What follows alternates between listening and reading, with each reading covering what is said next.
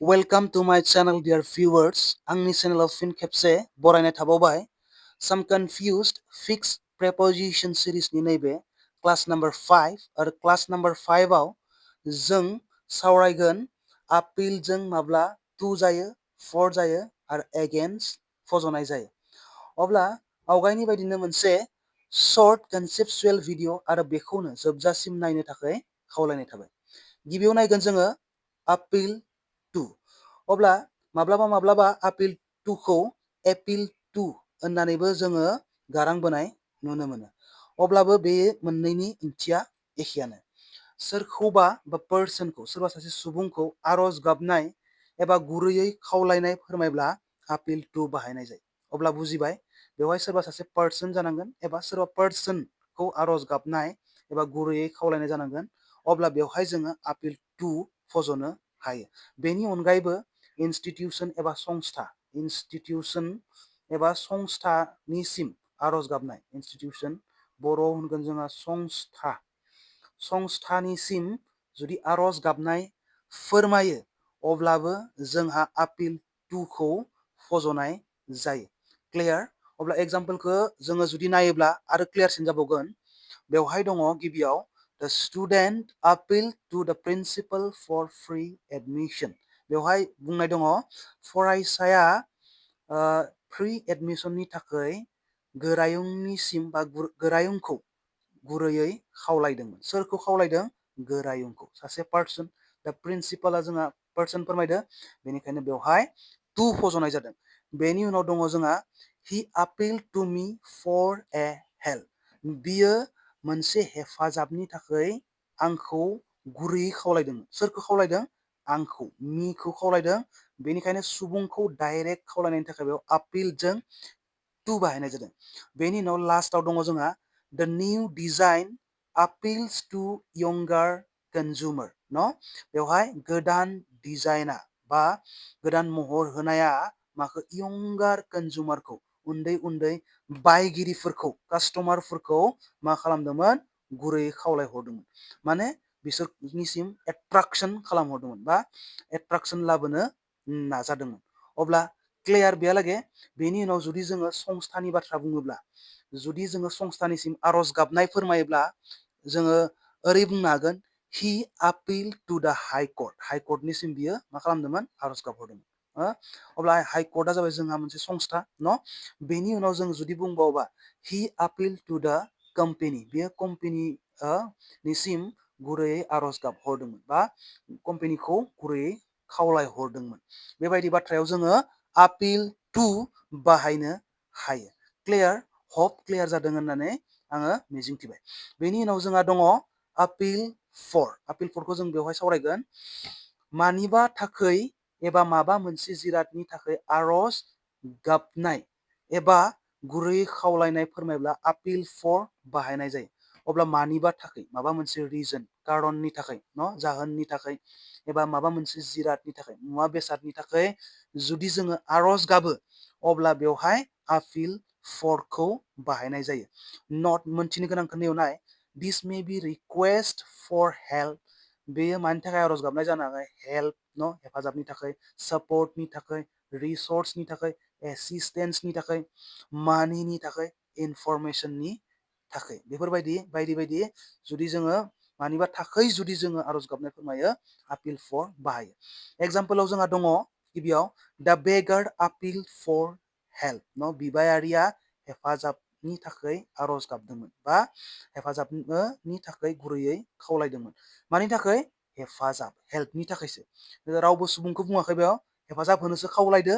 अब्ला बेनिखायनो मा जादों? बेवहाय for बाहायनाय जादों. मानिबा थाखै बेखौ गोसोआव लाखिनांगोन. बेनि उनाव जोंहा दङ नेक्स्टआव the police appealed for witness to come forward with information. Information मानेथ' मिथिखागौ जोंहा इनफरमेशन होननानै बुङोब्ला जोङो माखौ बुजियो? ओरैनोथ' रादाब बुङो, ओरैनो तथ्यबो बुङो जोङो. तथ्यआ नाथाय गुबुन राव जायो, थेवबो बुजिबानो जागोन तथ्यनि थाखाय. अब्ला बेवहाय मा बुंनाय जादों जोंहा? पुलिसआ तथ्य एबा रादाबखौ लानानै फोरमाननि थाखाय आवगायबोनो थाखाय खावलायदोंमोन. फोरमानखौ लानानै पुलिसा मा खालामदोंमोन appeal for witness मानि थाखाय witnessनि थाखाय फोरमाननि थाखाय न फोरमाननि थाखाय आवगायबोनो खावलायदोंमोन क्लियार बेनि उनाव लास्टआव दङ जोंहा द मेम्बार अफ द एनजिअ appeal to the public for donation बेवहायबो नाय अब्ला द मेम्बार अफ द एनजिअ न एनजिअ नि सुबुंफोरा सोरखौ खावलायदो पाब्लिकआ सुबुं फोरमायदों नालाय बेनि सिगाङाव मा फज'नाय जादों टु आरो मानि थाखाय डनेशननि थाखाय न डनेशन माने दाननि थाखाय एनजिअ नि मेम्बारफोरा दान होनो थाखाय पाब्लिक सुबुंखौ न पाब्लिकफोरखौ खावलायदोंमोन बुजिबाय क्लियार न मानिबा थाखायबा फर आरो सोरबा सुबुं जायोब्ला जोंहा मा जागोन टु क्लियार बेनि उनाव जोङो सावरायगोन जोंहा आपिल एगेन्स्टखौ अब्ला नायदो बेवहाय आपिल एगेन्स्टआ मा फोरमायदो आपिल एगेन्स्टआ माबा मोनसे थिरांथाखौ बा डिसिसनखौ बिजिरनानै नायफिननो बिनि हेंथाय बिजिरनानै नायफिननो थाखाय जौसिन खुंथायनिसिम आर'ज गाबनाय एबा गुरैयै खावलायनाय फोरमायब्ला आपिल एगेन्स्ट बाहायनाय जायो अब्ला क्लियार माबा मोनसे थिरांथा रायफोर जानानै डिसिसनफोर जानानै नोंनि सायाव माबा मोनसे एलिगेसन जानानै नोंनि सायाव जा एलिगेसन लाबोदो बेखौ जुदि नों मोजां मोनाखैबा खेबसे आरो बिजिरना नायफिननो बा नायफिनजानो लुबैदों अब्ला बेखौ नों गोजौ संस्थानिसिम जा खावलाय हरनाय जे बिजिरनानै नायफिननांगौ एलिगेसननि सायाव बेबायदि जुदि फोरमायहरोब्ला जों मा खालामनो हायो आपिल एगेन्स्टखौ फज'नो हायो बा फज'नाय जायो बेवहाय आपिल एगेन्स्टखौ फज'नाय जायो अब्ला जौसिन खुंथायनिसिम जोङो आर'ज गाबहरनाय बा हायार अथरिटि होनो जों जायखौ अब्ला जों एग्जाम्पलखौ जुदि नायोबा क्लियार जासिनबावगोन बेवहाय दङ गिबियाव हार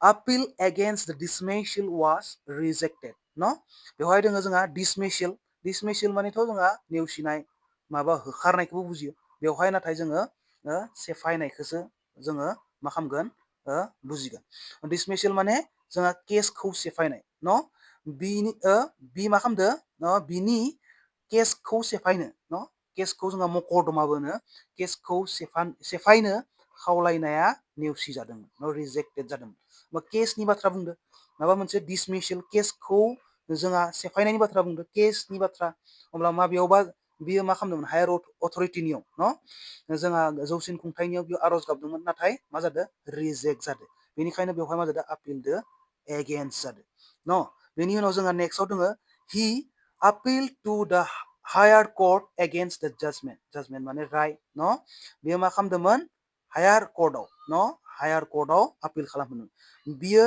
रायखौ लानानै गोजौ बिजिरसालियाव आर'ज गाबदोंमोन बेबायदि जादों बियो रायखौ लानानै जा बिनि सायाव राय लाबोदोंमोन जा राय दान होदोंमोन बेनि एगेन्स्टै बियो हाइ कर्टआव आरो खेबसे बिजिरफिननांगौ होननानै बियो मा खालामदोंमोन आर'ज गाबदोंमोन नेक्स्टआव दङ जोंहा लास्टआव द parents appealed against the school's decision फरायसालिनि जा थिरांथा दङ बेखौ लानानै पेरेन्टसफोरा मा खालामदोंमोन खेबसे आर'ज गाबबावदोंमोन माने बिजिरनानै नायफिननो बेनि हेंथायै मा खालामदोंमोन बिसोरो आर'ज गाबदोंमोन न होमबा बेयाव बिमा बिफाफोरा फरायसालिनि थिरांथाखौ लानानै आर'ज गाबदोंमोन न होमबा क्लियार आपिल एगेन्स्टआबो क्लियार हप क्लियार जाबाय बेनि उनाव जोङो मोननैसो कुइसन एन्सार लानि बेखौ लायोबा जोंहा आरोबाव क्लियारसिन जाबावगोन गिबियाव दङ जोंहा नायदो the students appeal dash the headmaster for a half holiday स्टुडेन्टफोरा हेडमास्टारखौ हाफ हलिडेनि थाखाय आधा बन्दनि थाखाय मा खालामदोंमोन खावलायदोंमोन बा आर'ज गाबदोंमोन सोरखौ हेडमास्टारखौ डाइरेक्ट हेडमास्टार पार्सन फोरमायबा मा जायो जोंहा टु जायो बेनि उनाव नेक्स्टआव दङ जोंहा the public appeal dash the gov the lower price न lower priceनि थाखाय प्राइसखौ खम खालामनो थाखाय दामखौ खम खालामनो थाखाय न अब्ला बेवहाय पाब्लिकफोरा सोरनिसिम आर'ज गाबदो द गभ संस्था न जोंहा गभआव थानाय मानसिफोरखौ न गभआव थानाय पार्टिखौ खावलायदो अब्ला बेवहाय मा जागोन गभनिसिम जुदि खावलायहरदोबा बेयो जागोन जोंहा टु न फार्स्टआव मा जागोन जोंहा नैयो टु जेरै हाइकर्टखौ खावलायनायाव जोंहा टु जादोंमोन बेनि उनाव मानिबा थाखाय लवार प्राइस दामखौ खम खालामनायनि थाखाय न अब्ला लवार खालामनायनि थाखाय प्राइसखौ अब्ला मानिबा थाखायबा जोंहा मा जायोमोन 4 मा जागोन एन्सारा 4 नेक्स्टआव दङ जोंहा द पिपल अफ द स्टेट appeal death judgment न स्टेट मानेथ' रायजो एबा जोंहा